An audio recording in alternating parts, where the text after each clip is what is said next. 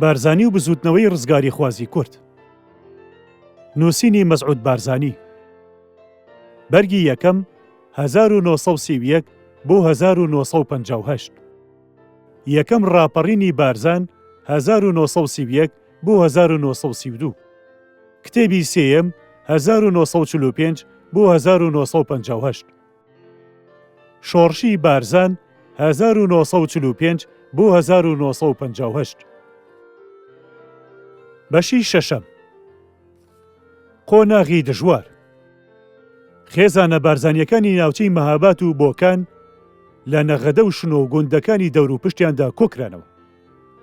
ئەوانی لە مەرگەوەڕ بوون لە جێی خۆیاندا مانەوە.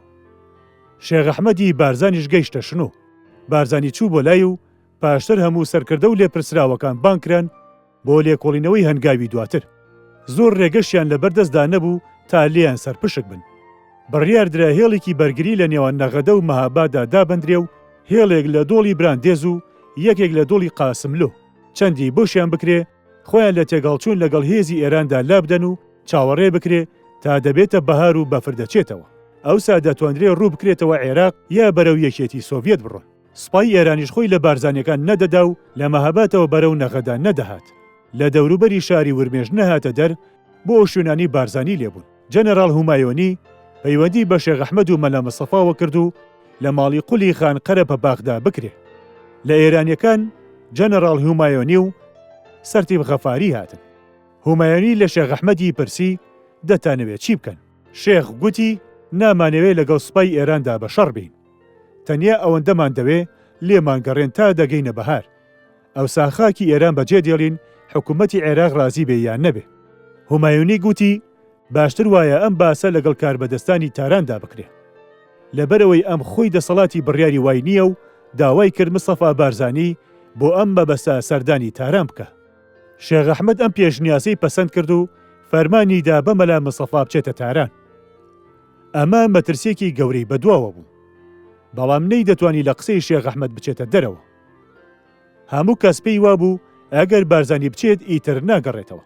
لەبەر وشایەکانی ئێران هەر لە کۆنەوە بە بەڵێن شکێن و خەڵک خەڵەتێن و دوژمن فەوتێن ناسرا بوون.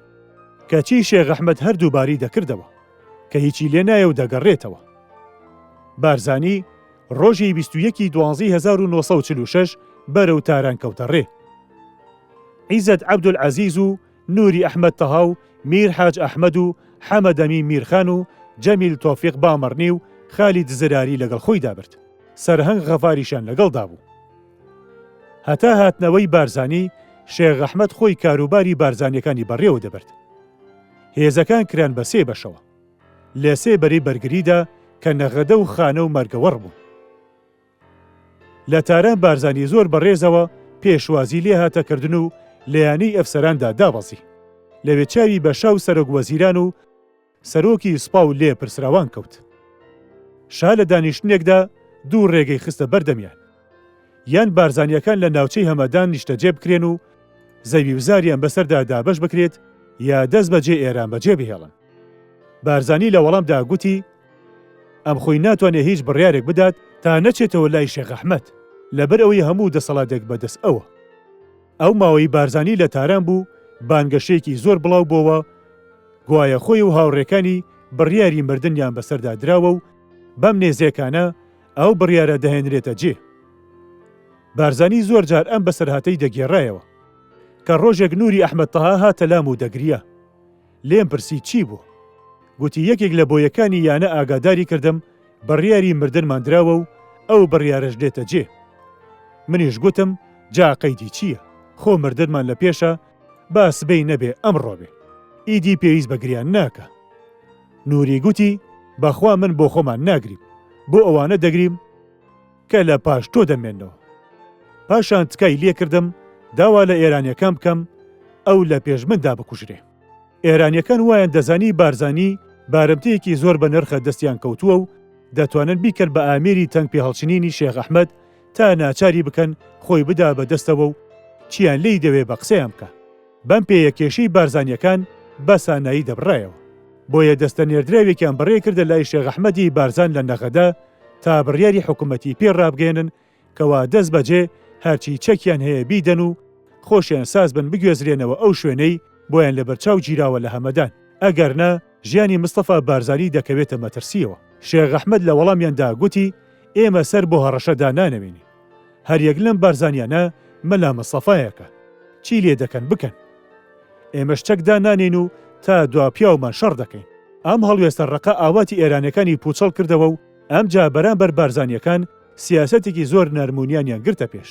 ئەو نووسەر و مێژووکارانی بەسەرهاتی ئەو ڕۆژانەیان نووسیوە دەڵێن جەنەرال هومایۆنی گوتوویەتی لە کاتی دیارنەبوونی بارزانیدا توانیمان هەموو هۆزە کوردەکانی ئێران چەک بکەین.